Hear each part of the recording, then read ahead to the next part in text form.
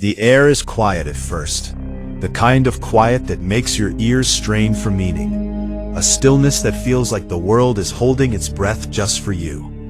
Imagine a long, empty highway stretching forward, asphalt glowing faintly under tired streetlights, the hum of distant engines whispering secrets that never quite reach your ears. You're drifting forward, not walking, not driving, just floating through the story, pulled gently by a voice that knows where it's going even if you don't yet. Tonight we step into a life that burned fast, bright, and violent, a life that refused to fit neatly into any box the world tried to build around it. This is not a story you simply hear. It's a story that sinks into you, slow and steady, like a dream you didn't know you were having. Hello friends, welcome back to the true story on our channel, Crime Chronicles US, where America's unsolved mysteries, vanished criminals, and chilling cases come alive. Every story is real, every detail matters, and the truth remains buried in the shadows. Don't forget to like, comment, share, and subscribe to stay updated with every mystery. A child is born into a world that feels cold from the very first breath. Not the poetic cold of winter mornings and silver frost, but the harsh cold of abandonment, of being unwanted, of being passed from hand to hand like a problem no one wants to solve. Her name is Aileen Wuornos, a name that will one day echo through newsrooms, courtrooms, and late-night television specials. But right now, she's just a little girl trying to understand why love seems to be something other people get, and she doesn't. She grows up in a house where warmth is rare and danger is familiar. The adults around her are broken in their own ways, carrying scars they never bothered to hide.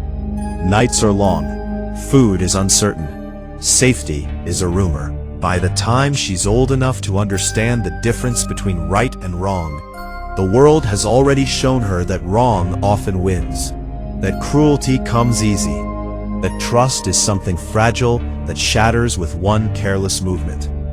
She learns to survive before she learns to hope. She learns to fight before she learns to dream. As the years move forward, she drifts like a restless tide. Teen years come and go in flashes of rebellion, fear, and desperation. There's no stable ground beneath her feet, no soft voice telling her everything will be okay.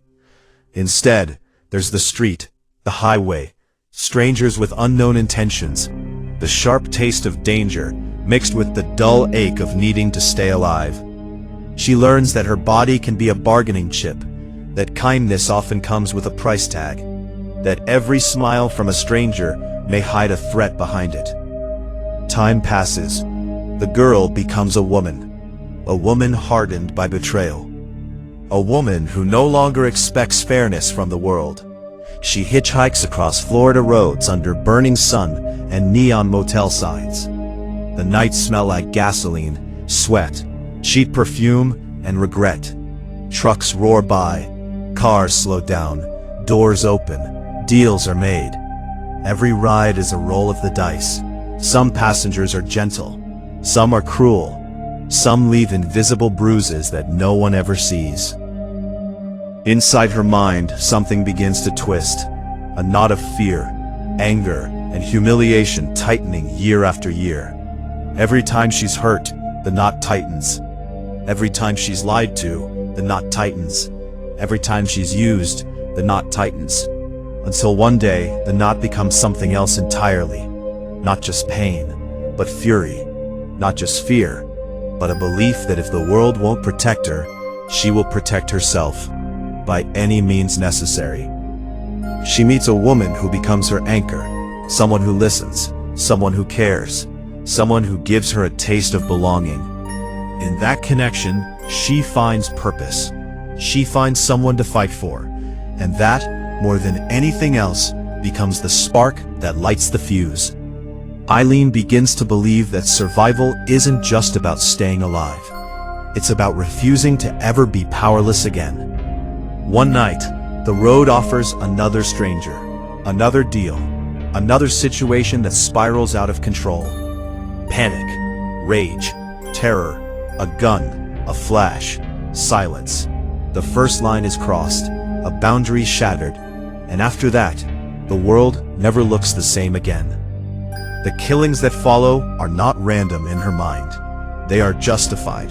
They are revenge for years of exploitation. In her story, she is not the villain. She is the avenger. She believes she is cleansing her past, one victim at a time. The highways of Florida become her hunting ground.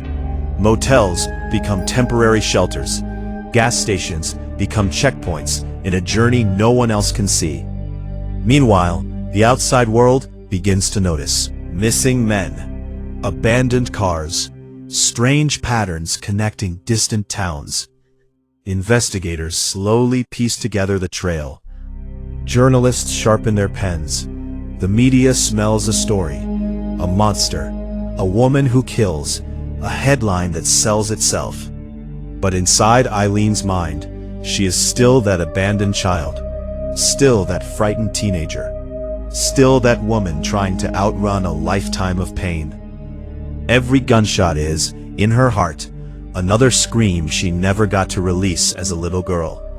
Every life she takes feels, to her, like reclaiming a piece of herself that was stolen long ago. Yet even storms run out of sky. Mistakes are made. Witnesses appear. Sketches circulate. Police close in. One day the flashing lights appear in the rearview mirror. Hands raise. The road finally ends. In the interrogation room, bright lights replace neon motel signs. Cold metal chairs replace car seats. Voices ask questions. Tape recorders click. The story spills out in fragments. Rage, trauma, defiance, sorrow. Sometimes she laughs. Sometimes she cries. Sometimes she stares into nothingness, as if watching her memories on an invisible screen. The public reacts with fascination and horror. Talk shows debate. Psychologists analyze. Politicians speak. Some see pure evil. Some see a product of abuse. Some see a tragedy that should have been prevented long before blood ever touched the road. And there in a jail cell, Aileen waits for trial, for judgment, for an ending she cannot escape. The first part of the story rests here, a pause on the highway, a breath before the final descent. The world now knows her name. The question that remains is simple. What happens when the story reaches its final page? The courtroom is heavy with expectation. Cameras click, pens scratch paper. Every seat is filled. Aileen sits at the defense table, hair pulled back, eyes flicking between boredom, fury, and strange calm. She watches the people who will decide her fate, wondering which of them could ever understand the life she lived before they ever knew her name. The prosecution paints a picture of a predator, cold, calculating, remorseless, a string of murders, a danger to society. Words fall like stones, building a wall around her that grows taller with every sentence. The defense speaks of trauma, of abuse, of a mind shaped by cruelty, of a life that never stood a chance.